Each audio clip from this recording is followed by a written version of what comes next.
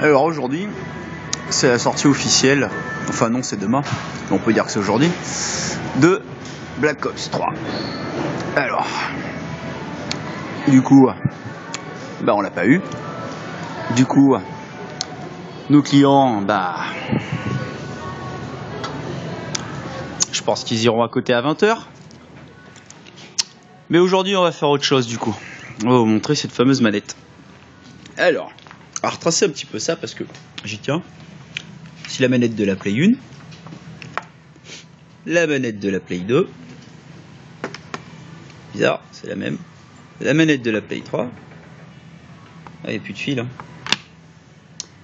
Et la manette de la Play 4. Voilà, pas beaucoup d'évolution. Il en manquerait une ici, pas DualShock, la toute première, qui a fait gagner le championnat du monde à un Français sur Street Fighter 4. Voilà, les joysticks arcade ont pris cher, les sticks. Il manque une 6-axis, donc ici, qui n'était pas DualShock. Ils l'ont remis à la demande des joueurs. Tant mieux, des fois ils écoutent. Et la fameuse banane qui n'est jamais sortie, qui était dans le prototype. Finalement, peut-être que ça aurait été mieux de ce côté, pardon. Alors la manette de la PS4, qui est censée avoir apporté plein d'évolutions. Moi, je suis toujours déçu. D'ailleurs, j'hésite encore. Quand on voit à la fin ce que ça donne, quand on fait 5 heures de PES ou 5 heures de FIFA ou un petit peu trop de Call of, voilà, condamné à acheter des protèges joystick, ou plutôt moi à les vendre. Mais bon, on n'en est pas là, on va regarder quelque chose de qualité aujourd'hui. Voici donc la petite manette à 150 balles. La fameuse manette Elite. Bon, j'avoue que c'est vraiment la classe. D'entrée, super pochette, donc dure, parce que c'est vrai que sur les photos on a l'impression que c'est du mou. Je pense que ça le fait bien niveau transport pour aller mettre la plume à son pote le samedi.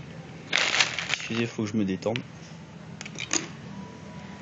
Vu que j'aurai pas de Call of. Ouais, bête. Alors, on peut voir dans le packaging, donc, qu'il y a des petites pièces, joystick pour les conforts, selon comment on va jouer.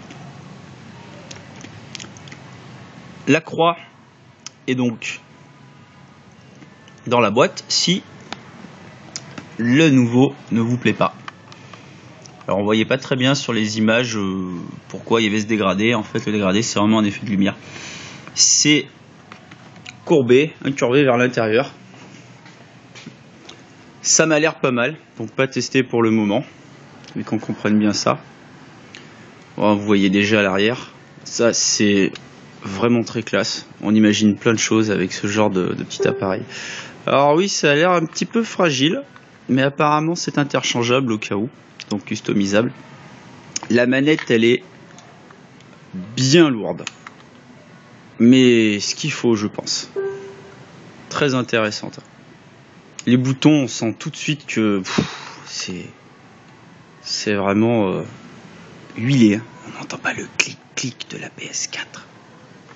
C'est bien fait. Wow, mais il y a vraiment un très bon rotor. Ça sent pas le plastique du tout. Voilà pour la bête. Alors ils sont déjà partis en slip hein, sur internet bien sûr. Plus de 200 balles. Foncez pas dessus, ça sert à rien. Je ne vois pas pourquoi ce ne serait pas réédité. Maximum 149 €, point barre.